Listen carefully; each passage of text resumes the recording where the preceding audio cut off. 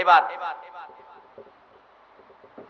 গাউসে পাক বলতেছে এত রাত্রে আইছেন কুতুবের লেগিয়া, কই যাবো না এখন দিতে হবে। এত রাত্রে আইছেন এখন কোত্থেকে দিব? আচ্ছা একটু অপেক্ষায় থাকেন দেখি। ডাকতেছে, এই শাড়ির ভিতরে তুই কে, আয় বাইরিয়া। আচ্ছা সুরে না দেখলেও গাউসে পাক দেহেনি, আয় বাইরে আয়। হ্যাঁ কয় আমার মনে এমনি বয় দেখাইতেছে, বাইরে না। আবার করে তুই মুখের ভুলা মুখ না, বাপের নাম লইয়া কইতেছে, বাইরে চুরি করতে আসলি, ভাগ্য বলা আয় দিকে আয়। কি করবো, আয়া দৌড়ে ভাইয়ে ফিরে গেছে, হুজুর আমারে মাফ করেন, আমি আর জীবনে আপনার বাড়ি চুরি করতে আইতাম না। করে মাফ করবো আল্লাহ, তুই একটা কাজ কর, কি? উজু কইরা যা। সুরে রে কয় উজু কইরাই তো,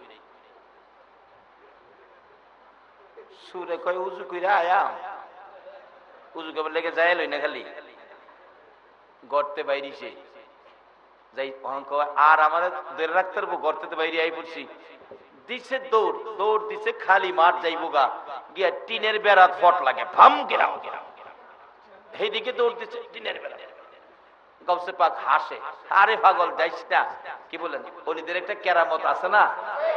আছে আছে, কেরামতের অজন্যদিন কেরামত যে কত কিসিমের যে আছে, খালি দুনিয়াত না কবরে গিয়া ও কেরামত। যেই দলের হেরা কেরামত বিশ্বাস করে না, যেই দলের হেরা কেরামত বিশ্বাস করে না, সেই দলের মৌলবী একদিন ওয়াজ করতেছে। আমি এইবার গিয়া মজা হয়েছে, ওয়াজ করতেছে আল্লামা শিবলি রহমতুল্লাহ জীবন। আল্লামা শিবলি রহমতুল্লাহ মৃত্যুর পরে ওনার এলাকায় নাকি একটা কাফন চূড়া আছেন, কাফন চূড়া। হেই বেটার ওয়াজ কি সুন্দর হয়েন্টে বলছে, তোরার জুতা দাও ওই তোরারে বাইরে কি, হেরার জুতা দাও ওই হেরারে বাইরে। আমরার দোষ কি, হেরা ওই বাড়ি খাইতেছে, ওয়াজ করতেছে। ঠিক এইভাবে আল্লামা শিবলি ওনার এলাকায় একটা কাফন চূড়া আছেন। কাফন চূড় চিনেন তো? কাফন দিয়া মুর্দার মাটি দিয়া গেলে রাত্রে এই কবরটা কুইরা মুর্দারের গায়েতে কাফনটা খুইল্লাই না হয় বিক্রি করে, এটারে কয় কাফন চূড়া। চিন্তা করেন, রাত্রে কবরস্থানের পাশে দা যাইতে ভয় করে, আর হ্যাঁ কবরের ভিতরে গিয়া মরা মানুষের কাফন খুইল্লাই না বিক্রি করে, কেমন বেসরা। তা আল্লামা শিবলি রহমতুল্লাহ উনি কাফন চূড়ারে মৃত্যুর আগে ডাইকে আনছে, বাবারে আমার তো মৃত্যু হয়ে যাবে, সময় কাছাকাছি, আমি বেশি দিন বাঁচবো না, তোর তো অভ্যাস কাফন চুরি করস, আমার কাফন তো তুই চুরি করবে। সুরে বলে না শুনে ধর্মের কাহিনী, আমার কাফন তো তুই চুরি করবে। বলে হ্যাঁ চুরি তো হুজুর করুমই, আমার অভ্যাস যেটা। আমার কাফনটা চুরি কইরা কত বিক্রি করবে? আমার কাফনটা চুরি কইরা তুই কত বিক্রি করবে? ও মুসলমান, জানো একজন আল্লাহর ওলির ক্ষমতা কবরে গেলেও থামে না, এটা বাড়তেই থাকে। আজকে এই ওলিদের জীবনী আলোচনা করতে গেলেই আমাদের এলাকার কিছু আলেম ওলামারা ফতোয়া সেট করে তা বেদাতি। রাসূল প্রেম, ওলি প্রেমের কাহিনী গাইলেই কয় আমরা বলে বেদাতি, আর সারা দাঁত বলে হেরার। বাবারা এগুলি নয়, সত্যকে সত্যের জায়গায় রাখো। ওলিদের শক্তি আল্লাহ দিয়েছে, ওলিরা শক্তি কখন পেয়েছে? আল্লাহর কোরআন মাইনা, নবীর আদর্শ মাইনা তারা শক্তি অর্জন করেছে। তাদের শক্তিতে ধাক্কা দিও না, এই ধাক্কা তোমাদের উপর আসবে, বরঞ্চ তাদের পক্ষে চলে যাও, তোমাদের লাভ হবে। সকলে বলুন আমিন। এইভাবে থাপা দিয়ে ধরছে আর ছাড়তেছে না, ধরছে এই জন্য দুনিয়ায় থেকে তোর আমি টাকা দিয়ে আসলাম, আমার কাফনটা নিস না। যারা ওলিদের কেরামত বিশ্বাস করে না তাদের ওয়াজ কইতেছি, এটার থেকে আমি পয়েন্ট পাইছি।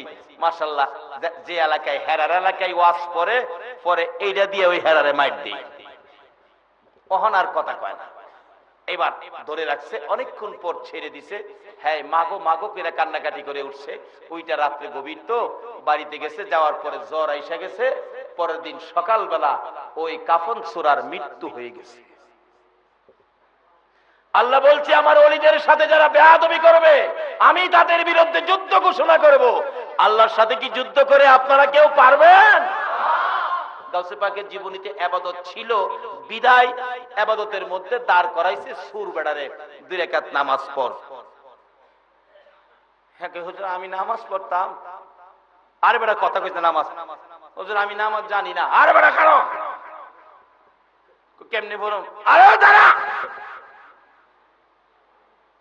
আচ্ছা, গাউসে পাক তো নামাজ পড়ে আল্লাহর সাথে সম্পর্কের জন্য, কারণ নবীজি হাদিস শরীফে রাস্তা খুলে দিয়েছে, আসসালাতু মেরাজুল মুমিনিন, নামাজের মুমিনের জন্য নামাজ হলো মাওলার দিদার, মাওলার সাক্ষাৎ পাওয়ার বাহন।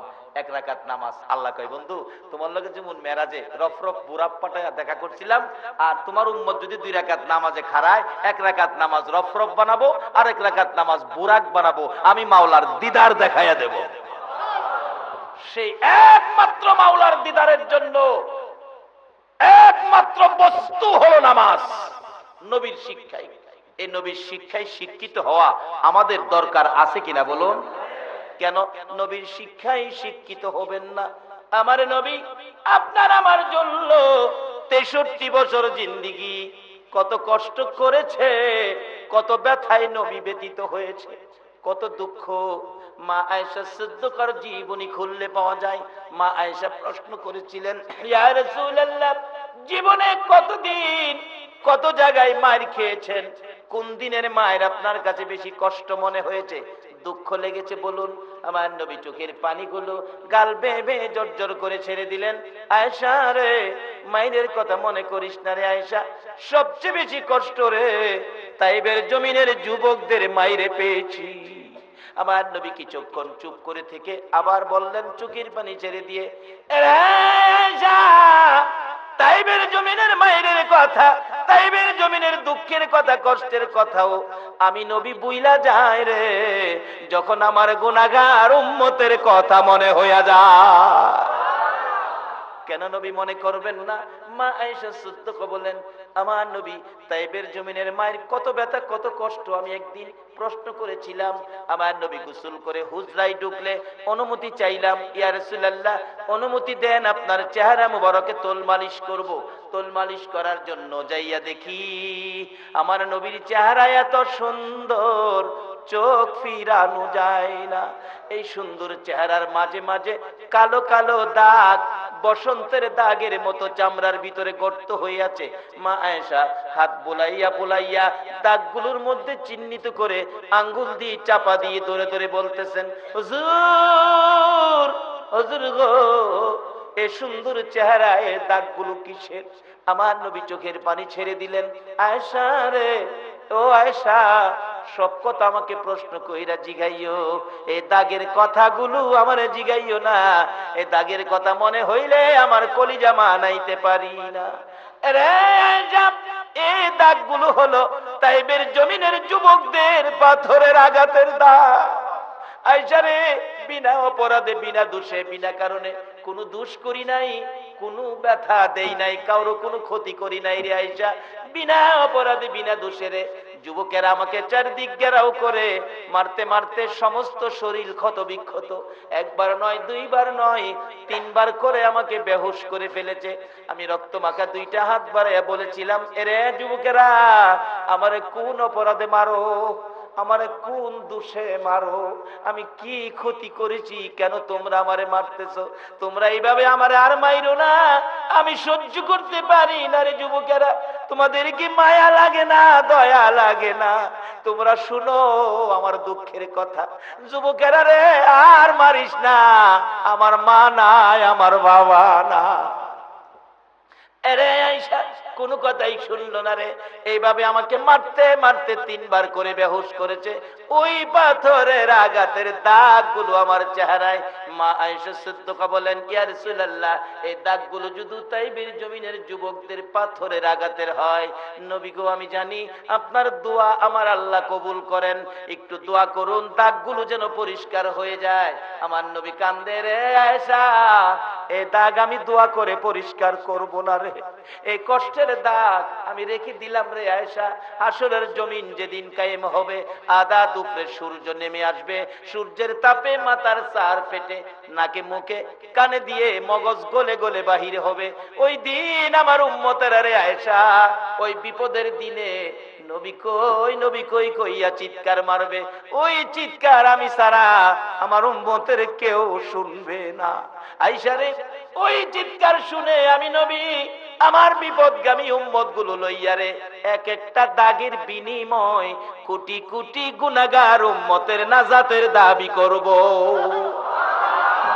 আমার আল্লাহ বলেন, বন্ধু গো, তোমার 63 বছর জিন্দেগির মধ্যে কোনদিন তোমার সুন্দর চেহারায় আমি আল্লাহ একটা মশা মাছি বসতে দেই নাই, একটা পোকা মাকড় কামড় দিতে দেই নাই।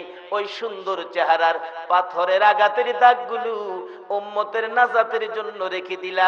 যাও বন্ধু, কথা দিলাম, তোমার উম্মত যারা হবে, তোমাকে যারা ভালোবাসবে, তোমার আদর্শে যারা চলবে, তোমার প্রেমের মালা যারা গলায় দিবে গো বন্ধু, হাসরের ময়দানে তোমার উম্মতের আমি আল্লাহ মাফ করে দিব।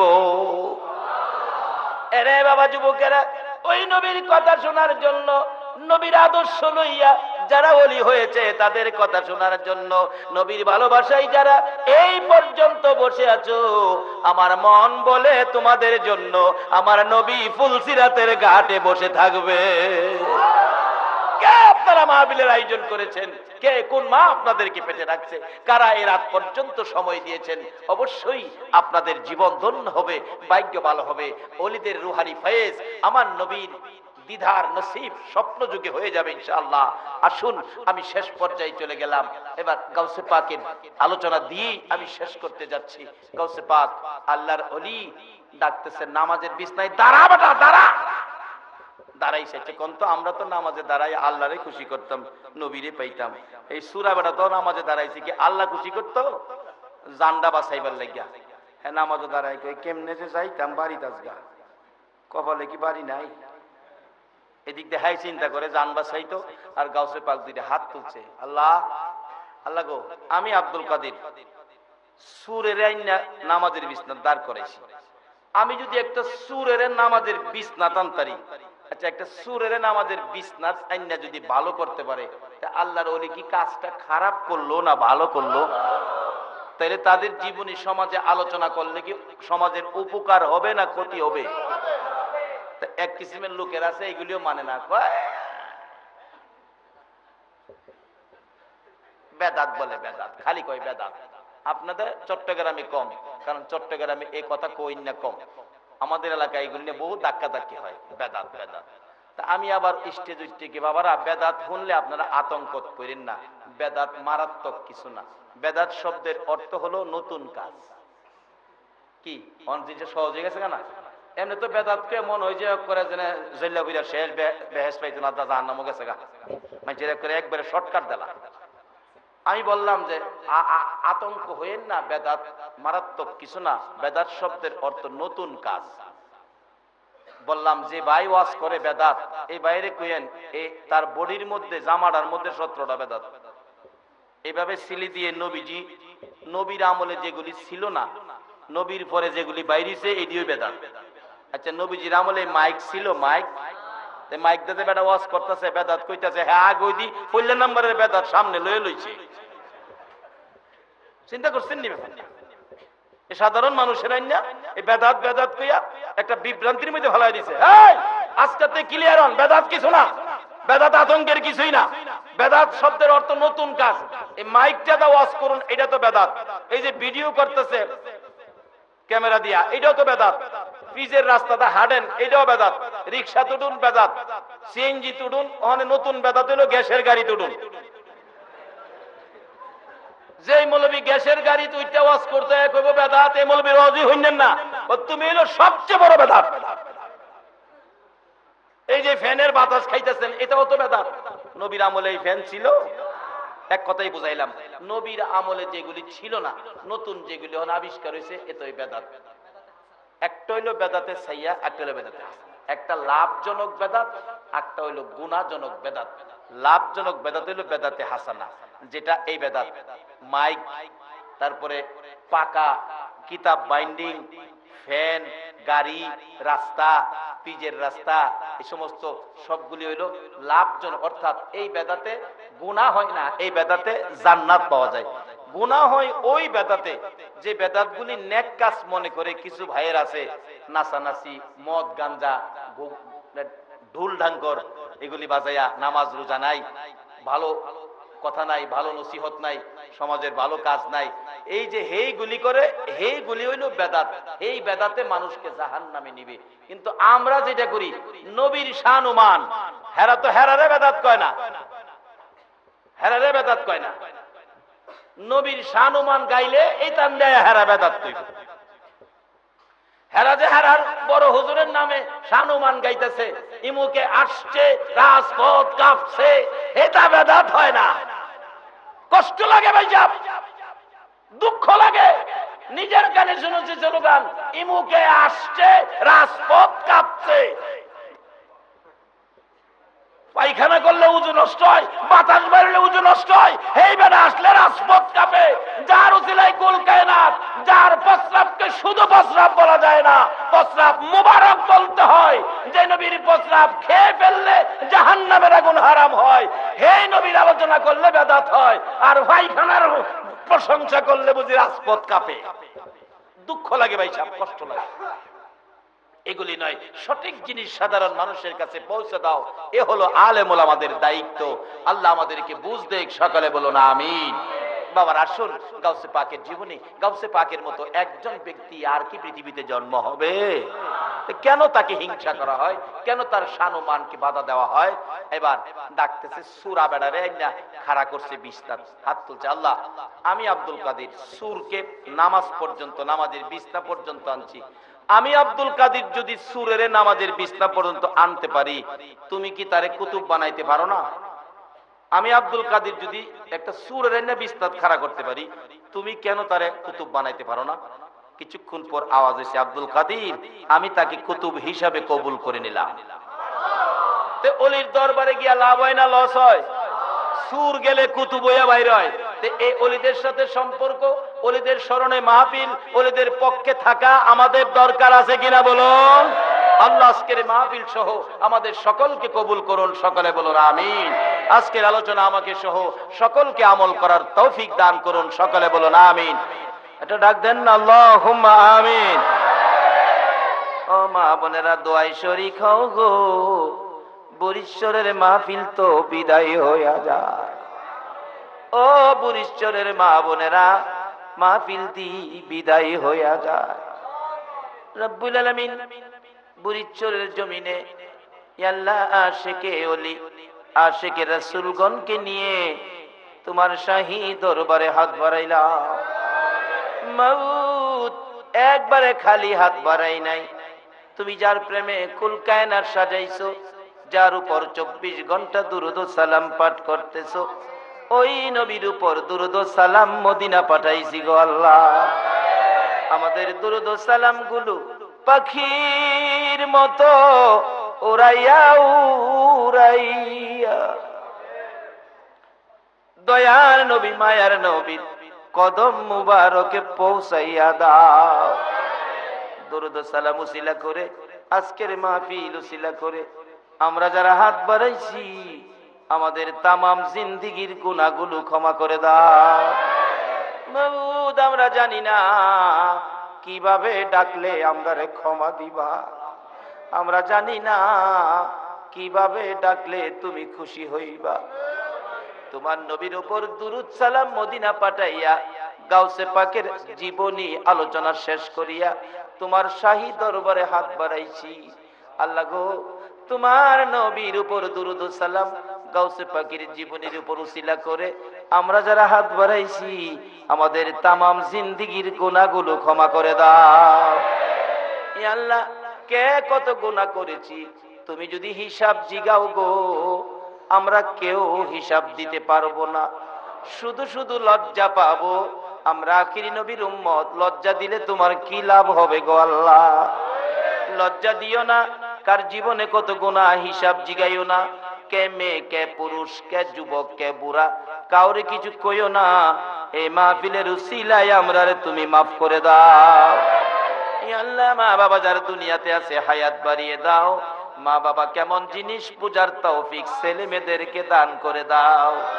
ইয়া আল্লাহ, দাদা দাদি, নানা নানি, শ্বশুর শাশুড়ি আলী আওলাদ বংশধর মাই মুরব্বী পাড়া প্রতিবেশী খানদানবাসী মহব্বতী, খাস করে বুড়িচরের জমিনের নিচে, তামাম পৃথিবীর জমিনের নিচে যত মোমেন মোমেনাত ঘুমিয়াছে সকলের কবর জান্নাতের বাগান বানাইয়া দাও। মাবুদ গো, এই মাহফিলের আয়োজন যারা করেছে, এই সোনার ছেলেরা, লক্ষ্মী ছেলেরা, একটা মাহফিল সাজাইতে কত কষ্ট, কত মানুষের কাছে গেলে কত কথা কইয়া ফিরাইয়া দিত, কত জনে দমক মারতো, ছেলেগুলি দমক সহ্য করে জান্নাতের বাগান সাজাইছে গো আল্লাহ। এই ছেলেগুলো রে তুমি কবুল করছো নি, এই ছেলেগুলো রে তুমি কবুল করছো নি গো আল্লাহ। এই আয়োজন যারা করেছে, এই আয়োজনে যারা সাহায্য সহযোগিতা করেছে, বুদ্ধি পরামর্শ দিয়েছে, দেশে বিদেশের থেকে যারা মাহফিলের খরচ যোগাইছে, আল্লাহ তাদের বংশধর ময় মুরব্বী যারা কবরে, সবাইকে তুমি মাফ করে দাও। আল্লাহ গো, আজকের মাহফিলে যারা দূর দূরান্ত থেকে আসছে, সকলের আত্মীয় স্বজন বংশধর যারা কবরে, মাফ করে দাও। আমরা যারা হাত বাড়াইছি, আমাদের সকলকে তুমি নেক হায়াত বাড়াইয়া দাও। আমাদের মধ্যে যারা অভাবী, অভাব দূর করে দাও। যারা বিমারি, বিমার শেফা করে দাও। যারা নামাজি, নামাজ কবুল করে লও। যারা নামাজ পড়ে না, নামাজের বুঝ দান করে দাও। ইয়া আল্লাহ, যারা ব্যবসা করে ব্যবসায় বরকত দাও। যারা চাকরি করে পদোন্নতি দান করে দাও। যারা গৃহস্থী করে জমির ফসলে বরকত দাও। ইয়া আল্লাহ, যারা বিদেশ থাকে সকল প্রবাসীদেরকে তোমার কুদরতি হাতে দিলাম গো আল্লাহ। সকল বিদেশি ভাইদেরকে তুমি হেফাজতে রাখো গো আল্লাহ। যারা বিদেশ যাবে চেষ্টা করতেছে, তাদের মনের আশা পুরা করে দাও গো আল্লাহ। যতগুলো দরখাস্ত করলাম সবগুলো তুমি কবুল আর মঞ্জুর করে নাও।